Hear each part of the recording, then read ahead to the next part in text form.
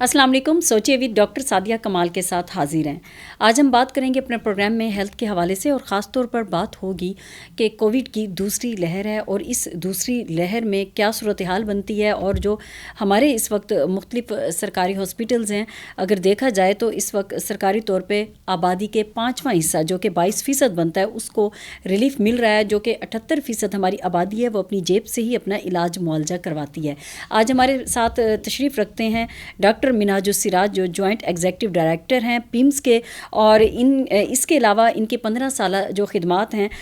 وہ آئی ڈپارٹمنٹ میں انہوں نے کام کیا ہے، اور اس کے علاوہ 8 سے 10 سال انہوں نے ہاسپٹل مینجمنٹ میں اپنی خدمات سر انجام دی ہیں.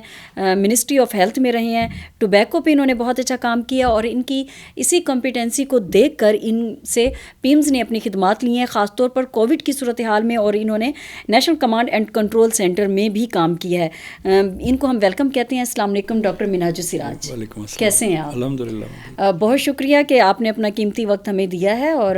اس اہم موضوع پر ہیلتھ کے، جس کو ہم اکثر طور پر ہمارے ہاں بدقسمتی سے نظر انداز کر دیا جاتا ہے. تو دوسری لہر ہے اس وقت کووڈ کی، تو پہلی کووڈ میں کیا ریشو رہی ہے؟ پیمز کے بہت سارا ایکسپیرینس آپ کے سامنے ہوگا، اور دوسری کیوں خطرناک ہے؟ آپ کا بہت شکریہ، آپ نے مجھے موقع دیا. جب پاکستان میں کووڈ کے پیشنٹس جو ہیں وہ آنا شروع ہوئے ہیں ہاسپٹلز میں، تو Pakistan institute of medical sciences جو اسلام آباد کا سب سے بڑا ہاسپٹل ہے گورنمنٹ کا، اس میں بھی پیشنٹس کے لیے جو ہے جو انتظامات شروع میں کیے گئے تھے، اس میں ہم نے 75 بیڈز جو ہے وہ ایلوکیٹ کیے، جس میں سے 30 بیڈ جو تھے وہ ہمارے انٹینسو کیئر یونٹ کے تھے. لیکن مریضوں کی تعداد جو بڑھتی گئی، تو اپریل کے اینڈ سے لے کر جو ہے جون کے وسط تک ہمیں ان چیزوں کو بہت زیادہ ایکسپینڈ کرنا پڑا، اور ہم اس ہاسپٹل کی جو کیپیسٹی ہے، بیڈ کیپیسٹی، اس کو ہم 262 بیڈس تک لے کے گئے، جو کہ مختص تھے صرف کرونا کے مریضوں کے علاج کے لیے. اس دوران میں ہمارے پاس جو پہلی ویو میں جو پیشنٹس آتے رہے، وہ ہاسپٹل کے بیڈز ہمارے کبھی کمپلیٹلی تو فل نہیں ہوئے، لیکن ہمارے پاس آن این ایوریج تقریباً 80 to 90 پیشنٹس جو تھے وہ at one point of time ہمارے پاس ہاسپٹل میں موجود ہوتے تھے، جن میں سے 8 سے 10 جو تھے جن کو وینٹیلیٹرز کی سپورٹ کی ضرورت ہوتی تھی. ہم نے جو ان مریضوں کا علاج جو ہم کر رہے تھے، ہمارے فزیشین صاحبان، اس میں ہم نے زیادہ تر جو ریلائی کیا وہ ہم نے ان کی آکسیجن سپلائی پہ کیا. یہ جتنے بھی بیڈز ہم نے ایڈ کیے، ان سب پہ ہم نے آکسیجن کی ڈبل پورٹس لگا کے ان کو میکینیکلی بھی اور تھرو مشینز بھی جو ہے مختلف ان کے حوالے سے جو ہے آکسیجن کی سپلائی ان کو ہم نے میکسیمم دینے کی کوشش کی، اور اس میں ہمیں مریضوں کی ریکوری میں بڑی خاطر خواہ کامیابیاں رہیں. اللہ نے کرم کیا، وہ چیزیں آہستہ آہستہ ایز آؤٹ ہوتی گئیں، اور سپتمبر کے آخر تک جو ہے وہ تقریباً ہم اس پہ کنٹرول کر چکے تھے. ہمارے پاس پیشنٹس کی تعداد جو تھی وہ 8 سے 10 تک آ گئی تھی. لیکن پھر چونکہ گورنمنٹ کی طرف سے جو ہے وہ سہولیات لوگوں کو دے دیں، لاک ڈاؤنس ایزی ہو گئے، کیونکہ ہماری جو ہے وہ معاشرتی اور معاشی پرابلمس بھی جو ہیں وہ بہت زیادہ بڑھ گئی تھیں سارے چیزوں کو روکنے کی وجہ سے. تو عوام کی موومنٹ شروع ہو گئی. پھر یہ ہوا کہ عوام کچھ لاپرواہ بھی ہو گئی، کہ اتنے عرصے سے وہ کووڈ کے ساتھ گزارا کر کے انہوں نے سوچا کہ اب اس کا کوئی خاص اثر شاید نہیں ہوگا، اور یعنی پہلے جو خوف تھا ان لوگوں کو وہ سب جاتا رہا. تو اس وجہ سے جو ہے ایک تو انفیکشن کی دوبارہ سے ایک سیکنڈ ویو آنا شروع ہو گئی مڈ اکتوبر سے آن ورڈس 2020 میں. لیکن اس میں ایک جو میجر چینج ہمیں دیکھنے میں آیا کہ ایک تو مریضوں نے بہت زیادہ تعداد میں ہاسپٹل کو اپروچ کیا، لیکن اس میں پرابلم یہ آئی کہ جو مریض بھی ہمارے پاس آ رہے تھے یا اب بھی جو آ رہے ہیں، ان میں یہ مرض بہت زیادہ بڑا ہوا ہوتا ہے. پہلے ایمرجنسیاں بھی تو بند تھیں. نہیں، ہاسپٹل کی ایمرجنسیز کبھی بھی بند نہیں ہوئی ہیں. وہ نہیں ہوئی بند. آؤٹ ڈور ہم نے بند کی تھی، ابھی بھی بند ہے، دوبارہ بند کی ہے اکتوبر میں، کیونکہ ظاہر ہے او پی ڈی میں ہماری جو ہے تقریباً 7,500 سے 8,000 لوگ جو ہیں وہ پیشنٹس روزانہ آتے ہیں. وہ 7 سے 8,000 آتے ہیں راول پنڈی اسلام آباد کے. نہیں، اسلام آباد یہ ایک بڑی ہے دلچسپ بات ہے کہ Pakistan institute of medical sciences میں ہمارا کیچمنٹ ایریا ہے، ہمارے پاس جو مریض آتے ہیں وہ سارے کا سارا نارتھ آف پاکستان ہے، جس میں ہمارے گلگت بلتستان کے لوگ ہیں، ہمارا پورا آزاد کشمیر ہے، اور اس کے علاوہ جو ہے پنجاب میں جہلم تک اور KPK میں اٹک تک، اس سارے ریجن کو جو ہے وہ PIMS جو ہے وہ کیٹر کرتا ہے میکسیمم ہیلتھ کیئر فیسلٹیز کے لیے، کیونکہ ہمارے پاس 31 اسپیشلٹیز جو ہیں وہ موجود ہیں، اور ان میں سے کم از کم 8 ایسی ہیں جو کہ ہمارے کسی بھی اور ہاسپٹلس میں موجود نہیں ہیں۔ اچھا، 8 وہ کون کون سی ہیں؟ ان میں سے میجر جو ہے ہماری نیورو سرجری ہے، ہمارے پاس برن کیئر سینٹر ہے، ہمارا ڈیڈیکیٹڈ کارڈیک کیئر سینٹر ہے جہاں پہ اوپن ہارٹ سرجریز تک ہوتی ہیں، اور اس کے علاوہ ہمارا جو نیورولوجی ڈپارٹمنٹ ہے وہ بھی اسلام آباد کے کسی سرکاری اسپتال میں اور نہیں ہے۔ تو اس طرح بہت ساری ایسی فیسلٹیز ہیں جو کہ PIMS میں ہونے کی وجہ سے لوگوں کا زیادہ جو ہے رجحان۔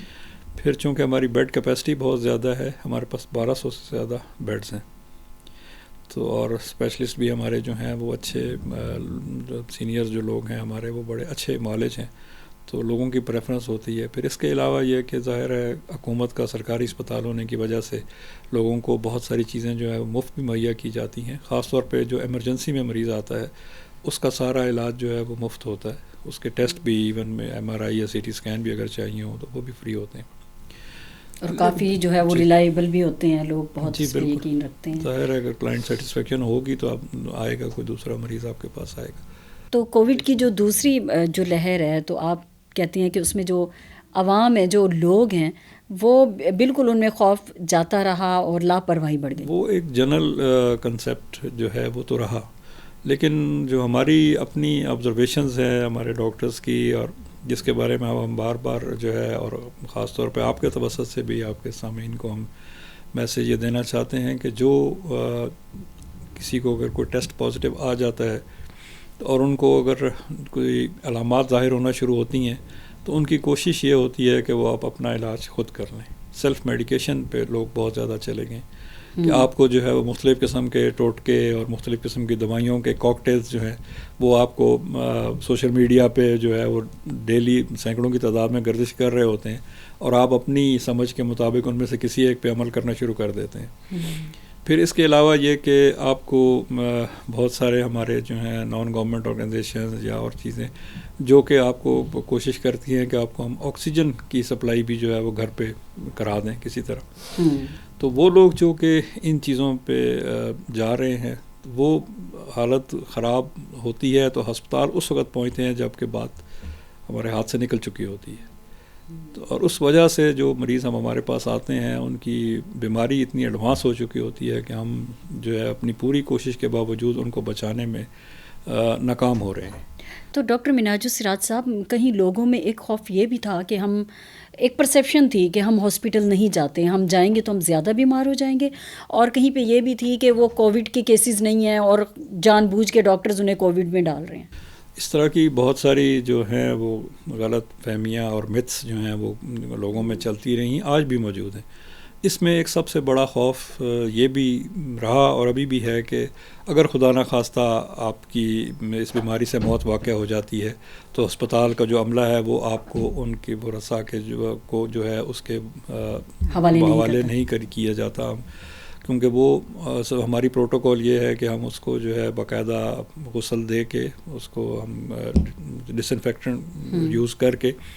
پھر اس باڈی کو ہم ریپ کر کے اس کو ہم باکس میں بند کرتے ہیں، اور وہ جو کافن باکس ہے وہ جنازہ گاہ میں ڈائریکٹ پہنچایا جاتا ہے، وہ لواحقین کے گھر پہ نہیں بھیجا جاتا۔ تو اس وجہ سے بھی اب لوگ کہتے ہیں ظاہر ہے ہمارے معاشرے میں ابھی تک ایسا کیا جا رہا ہے، ابھی تک میت پروٹوکول نہیں تو دی جاتی۔ یہی ہے، پروٹوکول تو یہی ہے گورنمنٹ کی ہماری جو ہے کہ وہ انفیکٹڈ باڈی جو ہے اس کو آپ کے گھر نہیں جانا چاہیے، اس کو جو ہے وہ قبرستان میں ہی منیمم انٹریکشن کے ساتھ جو ہے اس کو آپ جو ہے بند ڈبے میں ہی اس کو آپ اسی طرح لحد میں اتار دیں۔ ایون اسلام آباد میں بھی جو ہمارا مین قبرستان ہے وہاں پہ الگ سے یہ پلاٹس ہیں جن میں بڑے سائز کی قبریں جس میں جو ہے باکس کے سمیت آپ ان کو اس میں دفن کرتے ہیں۔ یعنی کہ کووڈ کے پیشنٹس کے لیے قبرستان میں علیحدہ سے جگہ مختص کی گئی ہے۔ جی اسلام آباد میں الگ سے پلاٹس ہیں، قبرستان میں H11 میں بھی ہے، تو اسی طرح تو یہ بھی ایک ظاہر ہے عوام کو خوف رہا۔ پھر بہت ساری باتیں ایسی بھی آئیں کہ شاید ڈاکٹرز جو ہیں وہ پیسے لے کے مریضوں کو جو ہے وہ کورونا کا ٹیکہ لگا دیتے ہیں اور اس سے مریض کی موت واقع ہو جاتی ہے، حالانکہ بالکل ہی مطلب جاہلانہ قسم کی یہ وہ ہے سوچ بھی یا روش کہ ڈاکٹرز تو جو ہے وہ تو آپ کو بچانے کے لیے دن رات اپنی جان پہ کھیل کے آپ کی حفاظت کرنے کی کوشش کر رہے ہیں، تو وہ یہ کام کیسے کر سکتے ہیں؟ ہم نے آپ کی بھی دیکھی جب کووڈ کی پہلی لہر تھی تو اس وقت آپ نے بھی مختلف نجی چینلز پہ ایز اسپوکس پرسن کے پیمز کے آپ نے انٹرویوز دی اور بتایا کہ کتنے ڈاکٹرز ہیں جو کہ جان کی بازی ہار گئے ہیں علاج کرتے کرتے. بالکل، ہمارے اسٹاف کی جو ہے باقاعدہ ڈیتھس بھی ہوئی ہیں، اور ابھی جب سیکنڈ ویو شروع ہوئی ہے تو ایک وقت یہ بھی تھا کہ ہمارے ہاسپٹل کے 220 لوگ جو تھے وہ انفیکٹڈ تھے. اس میں شروع میں جب پہلی ویو میں جب انفیکشن زیادہ شروع ہوئی ہے اسٹاف میں، تو ہم نے یہ کیا کہ ہم نے ایک ایپیڈیمیولوجیکل اسٹڈی کروائی باقاعدہ، جو کہ ہماری ورلڈ ہیلتھ آرگنائزیشن کی گائیڈ لائنس کے اوپر تھی، اور اس میں ہم نے جو ہے اپنی چیزیں وہ آئیڈینٹیفائی کر لی کہ جن کی وجہ سے ہمارے اسٹاف میں انفیکشن ہو رہی تھی. کیونکہ اس میں ہمارے لیے جو سرپرائزنگ بات یہ تھی کہ جو اسٹاف ہمارا ڈائریکٹلی کرونا کے پیشنٹس کو ہینڈل کر رہا تھا آئی سی یوز کے اندر خاص طور پہ، ان میں سے کوئی انفیکٹڈ نہیں ہوا.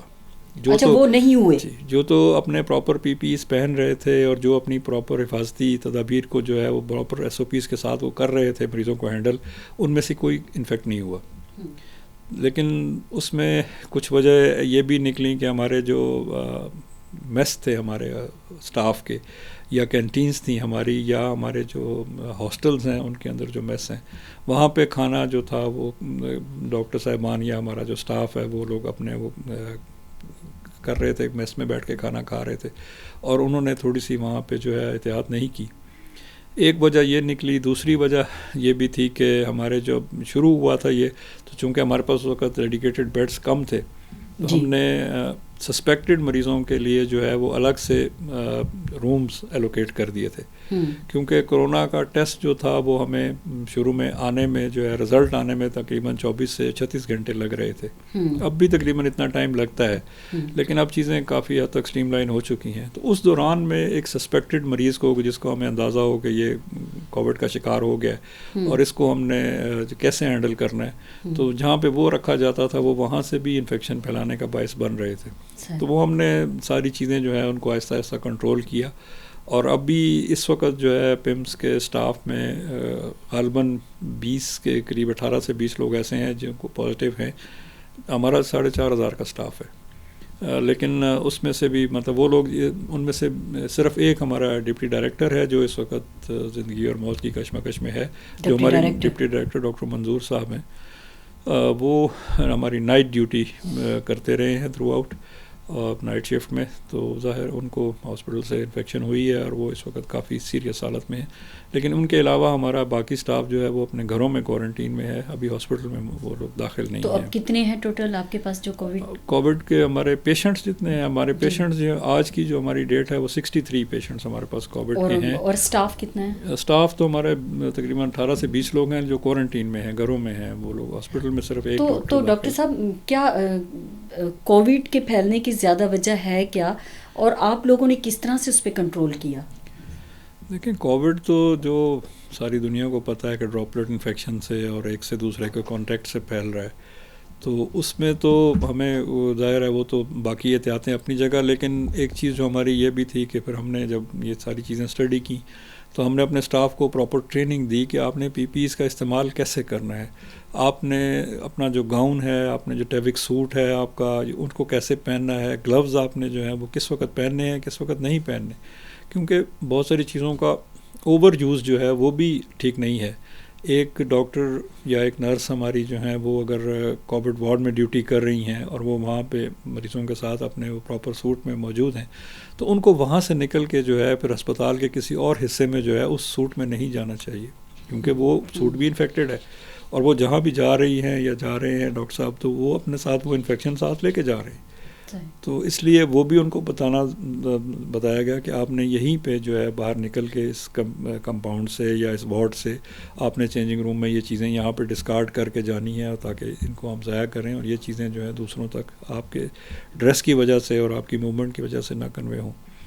پھر ایک اور مسئلہ یہ بھی تھا کہ جہاں پہ ہمارے ہاسپٹل میں بھی اور اس کے علاوہ بھی جہاں پہ بھی بڑے ہاسپٹلس ہیں جہاں پہ سینٹرل ایئر کنڈیشننگ ہے،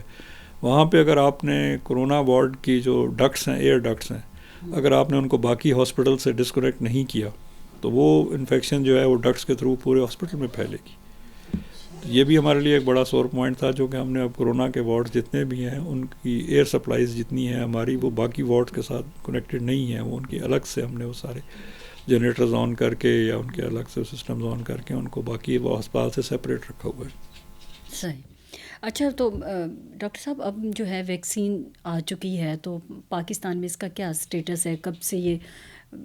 اس کو باقاعدہ طور پر سٹارٹ کریں گے؟ اور کیونکہ ہماری جو ہے 78% آبادی ایسی ہے جو خود اپنا علاج معالجہ کرواتی ہے، تو کس طرح سے باقی جو 22% ہی ہیں جن کو ریلیف مل رہا ہے، تو کس طرح سے لوگ افورڈ کر سکیں گے؟ ان تک رسائی کیسے آسان بنائی جائے گی؟ دیکھیں، ویکسین تو اپنی افیکٹیوٹی جب تک کرے گی وہ تو ایک بالکل اپنی جگہ ویلڈ پوائنٹ ہے کہ ظاہر ہے بچاؤ کے لیے ہمیں اس کے اوپر جانا ہے. لیکن